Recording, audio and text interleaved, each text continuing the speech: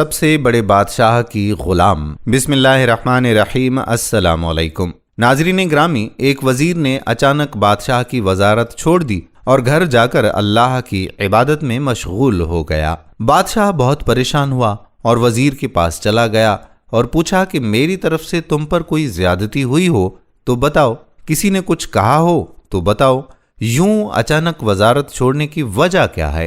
وزیر نے بادشاہ سے کہا کہ میری وزارت چھوڑنے کی 6 وجوہات ہیں۔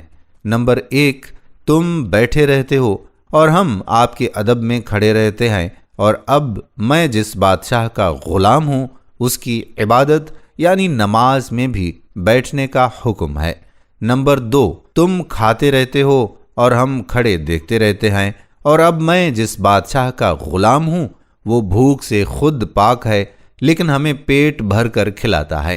نمبر 3، تم سوئے رہتے ہو اور ہم جاگتے رہتے ہیں اور تمہاری حفاظت کرتے ہیں، اب میں جس بادشاہ کا غلام ہوں وہ نیند سے پاک ہے، وہ جاگتا ہے، میں سوتا ہوں تو وہ میری حفاظت بھی کرتا ہے۔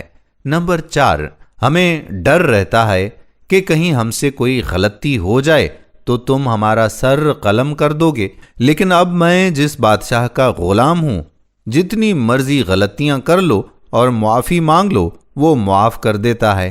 نمبر 5، ہم تم سے کچھ مانگتے تھے، تم اپنی حیثیت کے مطابق دیتے تھے اور کبھی کبھار انکار بھی کر دیتے تھے اور یاد بھی کراتے تھے کہ تمہیں میں پہلے بھی بہت کچھ دے چکا ہوں، لیکن اب میں جس بادشاہ کا غلام ہوں میں اس سے جو بھی کچھ مانگتا ہوں وہ فوراً عطا کر دیتا ہے اور کبھی کہتا بھی نہیں کہ پہلے بھی تمہیں بہت عنایت کر چکا ہوں۔ نمبر 6، ہمیں ہمیشہ یہ ڈر رہتا ہے کہ کوئی دوسرا بادشاہ تمہیں شکست دے کر تمہیں قتل کر کے ہمیں قیدی کر لے یا ہمیں بھی مار نہ دے، لیکن اب میں جس بادشاہ کا غلام ہوں وہ ایسا بادشاہ ہے کہ کوئی اسے شکست دے ہی نہیں سکتا، بلکہ ساری دنیا میں اسی کی بادشاہی ہے۔ بادشاہ وزیر کا یہ جواب سن کر لاجواب ہو گیا اور کہا کہ یقیناً تم نے سب سے بڑے بادشاہ کی غلامی اختیار کر لی ہے، میں بھی کوشش کروں گا کہ اسی کا